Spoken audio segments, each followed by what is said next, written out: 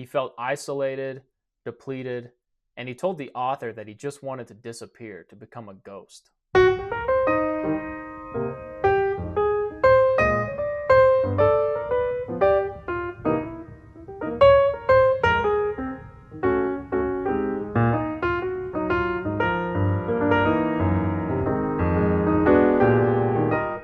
Good afternoon, everyone. Welcome to Read the Right Thing Book Reviews.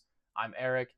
Thanks for tuning in. Today I'll be reviewing Deliver Me From Nowhere, The Making of Bruce Springsteen's Nebraska by Warren Zanes. It just came out earlier this month, so I hope you've read it.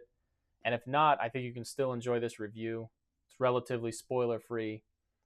But if you'd rather read the book, go pick up a copy and then come back. Warren Zanes is an American author and musician. He wrote a best-selling biography about Tom Petty. He's also a member of the band the Del Fuegos. He produced a documentary about backup singers called 20 Feet from Stardom, and he produced a documentary series Soundbreaking. He's also served as vice president on the Rock and Roll Hall of Fame. This May, Zanes just released his newest book about the making of Bruce Springsteen's Nebraska. Springsteen made a left turn after his mega successful album The River to release Nebraska. Nebraska is a bare-bones acoustic album with dark stories of murder, loss, isolation, and loneliness. At that time, it was unmistakably different from anything else he had released. He recorded Nebraska sitting on the edge of his bed, and its bare-bones sound was completely different from the sharp and vibrant recordings that most artists were doing in the 70s and 80s. If you think back to the time, MTV started showing music videos in 1981, and everything seemed bright and neon and fun. And I think it's kind of fitting that Springsteen would completely veer away from that and release such a dark album. Here's a part from the beginning of the book, kind of setting everything up. Nebraska is the recording that matters the most in Bruce Springsteen's career, but not because of the hits it contains or its renown, or because a generation of young people played it on repeat while they searched for themselves in bedroom mirrors. It needs a different measure. Springsteen made the record when he was the object of tremendous expectations. At times, it almost seemed as if rock and roll were his responsibility. MTV, the emerging digital technologies, the pervasive conservatism of the early 1980s, all seemed to be moving in a direction that had less and less to do with rock and roll's original, reckless spirit. It made a kind of sense to hold up Springsteen as the conscience and captain of all that was at risk. Fans, fellow artists, and critics were watching to see what he'd do in the wake of The River, an album that delivered Springsteen to his highest station yet. Really, they were waiting for Born in the USA, and that's not what they got. The truth was that Springsteen was a little lost. In 1982, Springsteen had just toured off of the River album, a double album that captured the sound and feel of the full E Street Band, and the energy that the band brought to a live audience. One of the singles on that album, Hungry Heart, also gave the band their first top 10 hit. In Bruce's autobiography, he talks about how Hungry Heart brought a bigger and newer kind of audience. Hungry Heart brought a larger crowd, but it also finally brought women to the audience. For most musicians, when they get a big hit and have such a big success, the next obvious move seems to be to go even bigger. Double down on your success, give the fans what they want. But this move was of no interest to Bruce Springsteen. I love his "I don't give a shit what anyone says or expects, I'm just gonna do what I want to do." He seems to always be true to his vision and his art. And just because it seems wise to keep producing the same thing, sometimes it isn't. We've seen a lot of musicians become one-hit wonders. I remember hearing Jimmy Iovine, one of the producers of Born to Run, and since co-creator of Beats by Dre, say that Springsteen had such a different attitude than most people. Most people craved attention. They crave affirmation. With Springsteen, Iovine said, people have nothing that interests him. After the River tour, Springsteen moved to a small house on a reservoir in Colts Neck, New Jersey. He was mostly alone and isolated and wanted to record some songs. His producer brought him a new machine called the Teak 4000. This machine would allow him to sing and record and put multiple sounds and takes on tape. Springsteen got to writing and he recorded several songs to tape in that bedroom with orange shag carpet. He wouldn't know it at the time, but this demo tape would end up being his next album, his follow-up album to the successful album The River. I've talked about Springsteen before on this channel while reviewing his autobiography, the books of Richard Ford, and a few other books. And I may have mentioned this before, but I wasn't always a fan.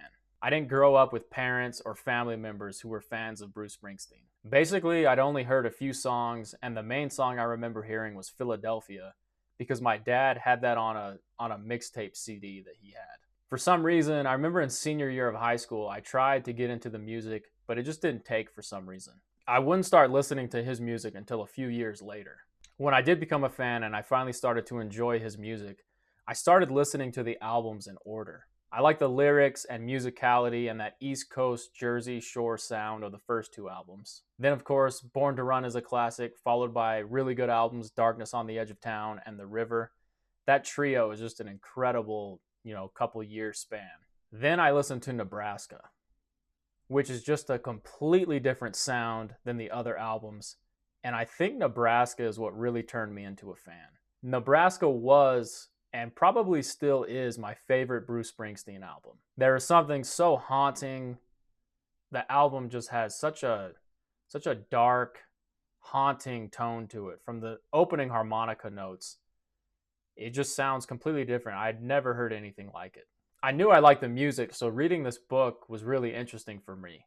Nebraska is sandwiched between two massively successful, loud, and boisterous albums, The River and Born in the USA. And much of Born in the USA was actually made during the same time as Nebraska. Which begs the question, if he had this huge, massive hit on his hands, why didn't he just release that right after The River?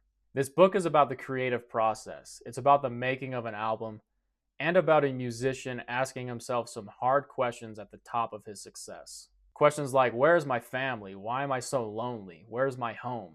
What does all this success even mean? Should I even be chasing this success? Why do I feel so lonely? When Springsteen wrote Nebraska, he was clearly dealing with his past childhood and present success. And if you haven't read Born to Run or heard the story, in this book you'll learn a lot about his upbringing and how that influenced his writing and music. The book also touches on the reach and influence that the Nebraska album has on fans and other musicians. Even Johnny Cash recorded a few covers. I told you my favorite Springsteen album, but the truth is it's always changing.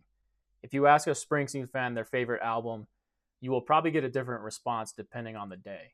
Sometimes for me it's Nebraska, at other times it's The River, and at other times it's Darkness on the Edge of Town. And then even on those special occasions, it's probably Tunnel of Love. So my favorite album is constantly changing, and they're all great albums. But most everyone will say Nebraska is his dark masterpiece. With that creative process, the place that Bruce was at the time has as much to do with the making of the album as any chord progression or lyric choice. And I'm not just talking about the place of, being in an isolated room recording songs that you think are just demos, but also just the emotional place he was in. Here is an artist who's reaching a mountaintop of success and hitting a high point of a tour, only to go back to New Jersey without a family, home, or girlfriend. He felt isolated, depleted, and he told the author that he just wanted to disappear, to become a ghost. One night when flipping through channels, he stumbled on the Terrence Malick film Badlands. The film is based on Charles Starkweather, a 19-year-old who murdered 11 people in Nebraska and Wyoming in the 50s. Starkweather was accompanied by a 14-year-old girl on this murderous spree, and he even killed her family. After he was caught, the trial gained national attention and was one of the first murder cases to do so. Springsteen took inspiration from that film to craft several lyrics and songs, and most notably the opening song and verse. Springsteen read all he could about Starkweather, and he even called some of the news anchors who covered the trial. And I never knew this about Springsteen, how he would religiously research subjects before he turned them into songs. Now, there have been many books written about Bruce Springsteen and Bruce Springsteen's music. And the majority of these books, they don't get access to Bruce Springsteen himself. Some of these books are just written by fans, and they're highly speculative about what the songs mean and what the artist meant. However, Zanes, he had access to Bruce Springsteen, and he had an exclusive interview to talk about the process of the making of this album. That adds an important layer and context to this book. He had access to Bruce, and together they could revisit the process that was making this album. In my opinion, it adds a layer of validity to the book. This isn't just Zanes' fan theories, it's researched, and he asked the man himself. Zanes has not only interviewed him, but he's also played on stage with him before. So I assume, they're kind of friendly If they're not friends, then they're at least acquaintances. And I spoke about this in my last review. Should an author become friends with their subjects? And it can get kind of tricky, but it's clear that Zanes adores Bruce Springsteen, as I think anyone who would want to write a book about Springsteen probably would. I listened to a podcast, and Zanes also said that he knew Springsteen would be honest, and he has the attitude, that don't give a shit attitude. You have nothing that interests me. So Zanes knew that whatever they talked about would be true and honest. If Bruce didn't want to talk about something, he would just say, "Oh, next question," or "I'm not going to, I don't know, I'm not talking about that."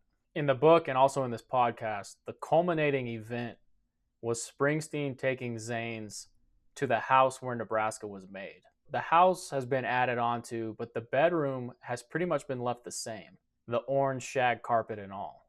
Zanes said seeing that room was like the big event at the end of a pilgrimage. He compared it to seeing a temple or some holy place. You finally arrive at a place where something so special was created. There's also video of this. Bruce returns to this home in a CBS Sunday Morning special, and I'll link to that in the description. Back to the story and kind of the creating of the album, Bruce recorded the Nebraska songs rather quickly because he didn't necessarily know that he was making an album. Before that time, he'd been notorious for working around the clock, kind of exhausting himself in the studio, trying to get that perfect sound. With Nebraska, he was just making songs for himself. I think this has something to say about art, and sometimes I think the best stuff is made when the artist doesn't expect the art to even see the light of day. When you start to think about everyone seeing something you're creating, you start to fret over minor details. So Springsteen essentially had this demo tape of songs that he was going to record with the band. The songs were raw and also riddled with mistakes. But when the band went to record the songs, they just didn't sound right. Finally, someone said, maybe it was Steven Van Zandt, maybe it was one of his producers, or maybe it was Springsteen himself. They said, why don't they just release the tape that's in his back pocket? And it's kind of funny that 3 or 4 different people are credited with having this idea, and no one can really remember the truth. This book will walk you through the entire process of how they got the tapes to records and what the music label thought at the time. In 1982, this Teak 4000 was new technology, and the producers had a really tough time transferring it from tape to a record. They almost scrapped the entire project completely. And this part of the book is really fascinating. It shows the pull that Springsteen had, and it shows his attitude with releasing art at the time. The executives were probably really confused. Like, okay, we just had The River, and now we're going to this? Like, okay, we don't necessarily get it, but we're going to trust you. That obviously worked out in their favor. It's insane because this book shows how close they were to trashing the record just because the engineers couldn't figure out how to get the sound from a tape to a record. These days, every kid has GarageBand. Billie Eilish is putting out albums that she made in her closet. This was so relatively new at the time. No one had ever done this. It's an interesting story of art, the making of an album, and one musician working through a dark place. The River really catapulted Springsteen into the public eye. With Nebraska, he would disappear, and then he would come back and be even bigger with Born in the USA. It's really an interesting story. And whether it was intentional or not, who knows? He may have just gotten lucky. But it was clear that he was going to put out whatever the hell he wanted to put out at the time. The book says something to the effect of, if you want to understand the music and the band, you listen to The River. But if you want to understand the man, you listen to Nebraska. It's about the making of an album, but it's also just about the entire creative process. So I took a lot of inspiration from this book. I love books about music because music is such an important cornerstone to American culture. And I've said this before, like other books about music, this book references some artists and music that I hadn't heard of before.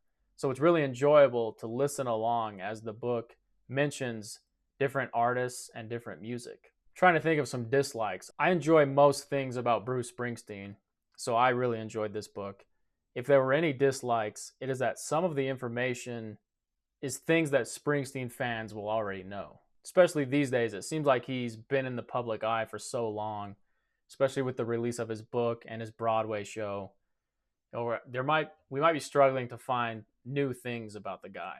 A lot of TV shows, Howard Stern did an interview and it was like, oh, never before heard.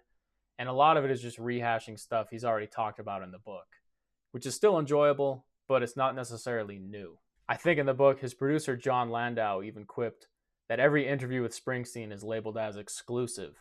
Even though throughout his career, he's always been willing to do interviews, and he's done plenty of them. So a lot of information in this book is rehashed from other interviews and books about Springsteen, but it adds new context to the making of this album, Nebraska.